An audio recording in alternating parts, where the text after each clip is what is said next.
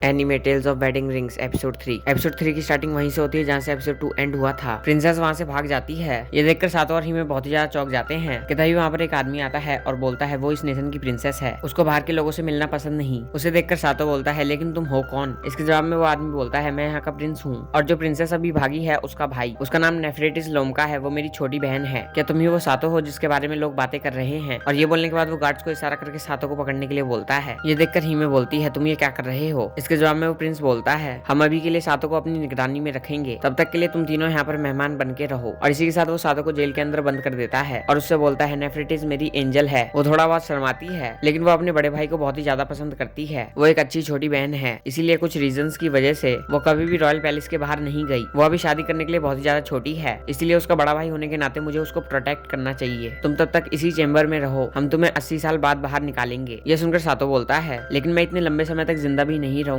उसने ये बोला ही होता है कि लेकिन तब तक प्रिंस वहाँ से जा चुका होता है। अब सातो मन ही में बोलता है क्या मैं हमेशा के लिए यहाँ पर रहने वाला हूँ? वो ये सोच ही रहा होता है कि तभी वहाँ पर एक लेडी आती है और उससे पूछती है तुम्हें वो रिंग क्यों चाहिए? फेमस होने के लिए, पावर के लिए, या फिर ब्यूटीफुल प्रिंसेसेस के लिए? इसके जवाब में सातो बोलता है नहीं, मुझे वो रिंग इसलिए चाहिए क्योंकि मैं हिमे को एक हैप्पी लाइफ देना चाहता हूँ। ये सुनकर वो लेडी बोलती है तुम्हारे पास रिंग किंग की पावर है और फिर भी तुम्हारी नजरें सिर्फ एक लड़की पर है, मुझे तुम पसंद आए। और ये बोलने के बाद वो लेडी एक सीक्रेट डोर ओपन कर देती है और सातो को उसके साथ चलने के लिए बोलती है। ये सुनकर सातो बहुत ज्यादा चौंक जाता है और बोलता है तुम मेरी मदद क्यों कर रही हो? इसके जवाब में वो लेडी बोलती है मैं बस इस नेशन को बचाना चाहती हूँ, सिर्फ तुम्हारे पास ही अबिस किंग से लड़ने की पावर है। प्रिंस ने तुम्हें जेल में डाल दिया ये जानने के बाद भी उसने ऐसा इसलिए किया ताकि वो उस तूफान को जारी रख सके। वो तूफान एक पिंजरे की तरह है जो कि हमारे लोगों को इस नेशन के अंदर रखता है। और ये बताने के बाद वो लेडी सातो को एक रूम के अंदर ले जाती है। उस रूम में 2 मूर्तियां होती हैं जिन्होंने उन वेडिंग रिंग्स को पहन रखा होता है। अब वो लेडी बोलती है वो रिंग्स नेफरेटिस के पास होनी चाहिए थी। ये सुनकर सातो उस लेडी से पूछता है तो ये रिंग यहाँ पर क्या कर रही है? उसने बोला ही होता है कि तभी वहाँ पर कोई आ जाता है, इसीलिए वो दोनों छुप जाते हैं। दरअसल वो नेफरेटिस होती है जो कि उन मूर्तियों से बोलती है फादर मदर रिंग किंग दूसरी दुनिया से आया है, वो मुझे और उस रिंग को लेने आया है, लेकिन मैं कभी भी यहाँ से नहीं जाऊंगी, इसलिए इस नेशन को बचाते रहना जारी रखें। और ये बोलने के बाद वो उन मूर्तियों को प्रे करने लगती है। ये देखकर सातो उस लेडी से पूछता है क्या लोग हमेशा इन स्टैचूज को प्रे करते हैं? इसके जवाब में वो लेडी बोलती है वो इस नेशन के किंग और क्वीन है जो कि अब मर चुके हैं और उनकी बॉडी पत्थर में बदल चुकी है, लेकिन वो फिर भी इस रिंग की पावर का इस्तेमाल करते हैं और उस तूफान को जारी रखते हैं। उसने इतना बोला ही होता है कि तभी सातो के हाथ से एक डाली टूट जाती है जिसकी आवाज को सुनकर नेफरेटिस बोलती है वहाँ पर कौन है, अपने आप को दिखाओ। ये सुनकर सातो के पास कोई भी चारा नहीं होता और वो अपने आप को रिवील कर देता है। उसे देखकर नेफरेटिस फिर से डर जाती है और बेहोश हो जाती है। ये हुआ ही होता है कि तभी उन्हें वहाँ पर एक गार्ड के आने की आवाज आती है जिसे सुनकर वो लेडी बोलती है मेरे साथ आओ। सातो ऐसा ही करता है। उनके वहाँ से जाने के बाद वहाँ पर गार्ड आता है और नेफरेटिस को वहाँ पर ना पाकर वो ये बात प्रिंस को बताता है। ये सुनने के बाद वो प्रिंस बहुत ही ज्यादा गुस्से में आ जाता है और नेफरेटिस को ढूंढने लगता है। अगले सीन में हमें सातो और नेफरेटिस दिखाए जाते हैं जो कि एक रूम में अकेले बैठे हुए होते हैं। दरअसल वो रूम उस लेडी का होता है। वो उन दोनों को उस रूम में इसलिए लाई होती है ताकि सातो नेफरेटिस के साथ अकेले में बात कर सके, इसलिए वो उन दोनों को वहाँ पर छोड़कर वहाँ से चली जाती है। उसके वहाँ से जाते ही नेफरेटिस भी उठ जाती है और सातो को उसके बगल में देखकर वापस से घबरा जाती है और उसके ऊपर उल्टी कर देती है। अगले सीन में हमें प्रिंस दिखाया जाता है जो कि सातो को जेल में ढूंढ रहा होता है और उसे वहाँ पर ना पाकर गुस्से में आ रहा होता है कि तभी वहाँ पर वही लेडी आती है और बोलती है सातो नेफरेटिस के साथ यहाँ से जा चुका है। ये सुनकर वो प्रिंस बोलता है ये इम्पॉसिबल है। नेफरेटिस उससे बहुत ही ज्यादा डरती है। अब वो लेडी उस प्रिंस को चिढ़ाते हुए बोलती है तुम्हारी छोटी बहन उस लड़के के साथ भाग गई जिसको वो पसंद करती है, अब वो ये कभी नहीं कहेगी कि मैं तुम्हें पसंद करती हूँ बिग ब्रदर। ये सुनकर वो प्रिंस पागल होने लगता है। अब वो अपने आप को शांत करता है और बोलता है मेरे पेरेंट्स के पास अभी भी वो रिंग है और ये देश उसकी पावर से अभी भी प्रोटेक्टेड है। मुझे अपने नेशन को बचाने के लिए उस सातो की जरूरत नहीं है। मैं तुम्हारा रूम चेक करने के लिए जा रहा हूँ एल्डर। अब यहाँ सीन कट होता है और सातो और नेफरेटिस पर जाता है जहाँ पर नेफरेटिस बोलती है मैंने तुम्हें देखते ही तुम पर उल्टी कर दी, मैं इतनी बेकार चीज कैसे कर सकती हूँ? ये सुनकर सातो बोलता है क्या मैं सच में इतना ज्यादा डरावना हूँ? इसके जवाब में नेफरेटिस बिना देरी किए हाँ बोल देती है। उसका इतना जल्दी जवाब सुनकर सातो बोलता है तुमने हेजिटेट भी नहीं किया। अब नेफरेटिस बोलती है मुझे हमेशा से बाहर के लोगों से डर लगता है और तुम तो दूसरी दुनिया से आए हो। ये सुनकर सातो बोलता है हाँ मैं दूसरी दुनिया से आया हूँ लेकिन मैं स्पेशल नहीं हूँ। ये सुनकर नेफरेटिस बोलती है तुम्हारी दुनिया कैसी है? मेरा मतलब वो दुनिया जिसमें तुम पहले रहा करते थे, क्या वो एक डरावनी जगह है? इसके जवाब में सातो बोलता है नहीं मेरी दुनिया बहुत ही ज्यादा पीसफुल है। ये सुनकर नेफरेटिस बहुत ही ज्यादा एक्साइटेड हो जाती है और बोलती है क्या वहाँ पर एल्व्स हैं? इसके जवाब में सातो बोलता है नहीं वहाँ पर सिर्फ ह्यूमंस रहते हैं। क्या तुम मेरी दुनिया में इंटरेस्टेड हो? मुझे लगा तुम्हें लोगों से डर लगता है। इसके जवाब में नेफरेटिस बोलती है हाँ ये सच है कि मैं अपने रूम से बाहर नहीं निकलती और मुझे लोगों से डर लगता है, लेकिन मैं भी बाहर की दुनिया घूमना चाहती हूँ। मैं बाहर की दुनिया के बारे में हमेशा किताबों में पढ़ती हूँ और उसे इमेजिन करती हूँ। सच तो यह है कि मैं बाहर घूमना चाहती हूँ लेकिन मैं कुछ भी नहीं कर सकती। यह सुनकर सातो बोलता है मैं इस दुनिया में इसलिए नहीं आया क्योंकि मैं स्पेशल हूँ। मैं इस दुनिया में सिर्फ इसलिए आया ताकि मैं उस लड़की के साथ रह सकूं जिसको मैं पसंद करता हूँ, सिर्फ ये सोच के कि मेरे सामने जो भी प्रॉब्लम आएगी मैं उसका सोल्यूशन निकाल लूंगा। सातो की इतनी ज्यादा अच्छी बातें सुनकर नेफरेटिस नेफरेटिस और भी ज्यादा एक्साइटेड हो जाती है और बोलती है, मैं तुम्हारी दुनिया में जाना चाहती हूँ, क्या तुम मुझे वहाँ पर लेकर जाओगे? इसके जवाब में सातो बोलता है, हाँ क्यों नहीं, लेकिन उससे पहले। और ये बोलने के बाद वो उसकी बॉडी की तरफ इशारा करता है। दरअसल एक्साइटमेंट में नेफरेटिस ने अपना टॉवल नीचे गिरा दिया होता है। अपने आप को ऐसे देखकर नेफरेटिस बहुत ही ज्यादा एम्बेरेस्ड हो जाती है और अपने आप को कवर करते हुए बोलती है, सॉरी मैं बहुत ही ज्यादा एक्साइटेड हो गई थी। अब सातो बोलता है, लेकिन मुझे समझ में नहीं आया, अगर तुम्हें बाहर की दुनिया पसंद है तब तुम यहाँ से क्यों नहीं गई? इसके जवाब नेफरेटिस देने ही वाली होती है कि तब तक वो प्रिंस उस रूम के बाहर आ जाता है और बोलता है, नेफरेटिस मैं जानता हूँ कि तुम उस रूम के अंदर हो। उसकी आवाज सुनकर सातो अपने कपड़े पहनने लगता है और बोलता है, ये मेरा मिशन है कि मुझे वो रिंग्स कलेक्ट करनी है, लेकिन मेरा तुमसे शादी करने का कोई भी इंटेंशन नहीं है। ये तुम्हारे ऊपर है कि तुम मेरे साथ क्या करना चाहती हो। और ये बोलने के बाद वो उस रूम से बाहर निकल जाता है। उन दोनों को साथ में देखकर वो प्रिंस बोलता है, मेरी बहन से दूर रहो सातो। ये सुनकर नेफरेटिस बोलती है, सातो वैसा नहीं है जैसा हम सोचते हैं। ये सुनकर वो प्रिंस बोलता है, मजाक मत करो, तुम्हें सातो के साथ जाने की कोई जरूरत नहीं है। हमारे पेरेंट्स के पास अभी भी वो रिंग है, ये नेशन अभी भी प्रोटेक्टेड है। ये सुनकर नेफरेटिस बोलती है, लेकिन मैं हमेशा तुम्हारी प्रोटेक्शन के अंदर छुपकर नहीं रह सकती ना। ये सुनकर वो प्रिंस बहुत ही ज्यादा गुस्से में आ जाता है और बोलता है, मैं तुमसे सलाह नहीं ले रहा हूँ, क्या तुम हमारे पेरेंट्स को धोखा देने जा रही हो? ये सुनते ही नेफरेटिस किसी रीजन की वजह से चुप हो जाती है और चुपचाप उस प्रिंस के पास चली जाती है। अब वो प्रिंस बोलता है, सातो तुम्हारी जेल से भागने की सजा के लिए तुम आज के बाद नेफरेटिस को दोबारा कभी नहीं देखोगे। और ये बोलने के बाद वो नेफरेटिस को वहाँ से लेकर चला जाता है। अब यहाँ सीन चेंज होता है और हमें सातो और हिमे दिखाए जाते हैं, जहाँ पर हिमे सातो से बोलती है, तुम और नेफरेटिस आज बहुत ही ज्यादा क्लोज लग रहे थे। ये सुनकर सातो बोलता है, क्या तुम जेलस हो? ये सुनते ही हिमे बहुत ही ज्यादा एम्बेरेस्ड हो जाती है और बोलती है, मेरे जेलस होने में क्या गलत है? ये सुनकर सातो बोलता है, नहीं कुछ भी गलत नहीं है। वो दोनों ये सारी बातें कर ही रहे होते हैं कि तभी वहाँ पर फिर से वही लेडी आती है और अपने आप को हिमे से इंट्रोड्यूस कराती है। अब सातो उस लेडी से पूछता है, क्या नेफरेटिस अपनी फैमिली की वजह से अपने कमरे में बंद रहती है? इसके जवाब में वो लेडी बोलती है, मैं तुम्हें ये बताना चाहती हूँ कि ये नेशन हमेशा तूफान से घिरा हुआ क्यों रहता है और नेफरेटिस हमेशा अपने रूम में क्यों रहती है। नेफरेटिस की एक बड़ी बहन थी और वो रिंग उसको ही मिलने वाली थी और इसीलिए उस रिंग को सेफ रखने के लिए और नेफरेटिस की बड़ी बहन से शादी करने के लिए बहुत सारे प्रिंस लाइन में रहते थे, लेकिन नेफरेटिस की बड़ी बहन को एक ट्रैवलर से प्यार हो गया। ये जानने के बाद वो सारे प्रिंस बहुत ही ज्यादा गुस्से में आ गए और उन्होंने उस ट्रैवलर के बारे में अफवाहें फैलाना चालू कर दिया और थोड़े दिनों बाद ही अचानक से वो ट्रैवलर गायब हो गया। ये कोई नहीं जानता कि उसे किसी ने भगा दिया या फिर उसे जान से मरवा दिया। ये सुनकर सातो बोलता है, लोग सिर्फ एक रिंग के लिए ऐसा कैसे कर सकते हैं? उसने बोले होते कि तभी वहाँ पर हिमे का फादर आ जाता है और बोलता है, रिंग्स पुराने समय से पावर की निशानी है, लोग उन्हें पाने के लिए कुछ भी कर सकते हैं। अब वो लेडी बोलती है, उस ट्रैवलर के गायब होने के बाद वो सारे प्रिंस बहुत ही ज्यादा खुश हुए, लेकिन नेफरेटिस की बड़ी बहन जिसने अपना लवर खो दिया था वो बहुत ही ज्यादा गुस्से में आ गई और उसने इस नेशन को श्राप दे दिया और यहाँ से चली गई। उस श्राप से इस नेशन को बचाने के लिए नेफरेटिस के मदर और फादर ने उस रिंग की पावर का इस्तेमाल किया और इस देश को मॉन्स्टर्स से बचाने के लिए चारों तरफ से तूफान से घेर दिया, लेकिन उस रिंग की पावर का इस्तेमाल करने की वजह से वो दोनों पत्थर में बदल गए। उन्होंने नेफरेटिस से एक डील करी थी कि वो कभी भी इस नेशन को छोड़कर कहीं नहीं जाएगी और उस दिन के बाद से ही ये नेशन एक पिंजरा बन गया। नेफरेटिस ये मानती है कि उसको अपनी जान दांव पर लगाकर भी अपना प्रॉमिस पूरा करना है और इसी के साथ एपिसोड 3 यहीं पर एंड हो जाता है। इसका एपिसोड 4 जल्दी आएगा, सो स्टे ट्यून्ड।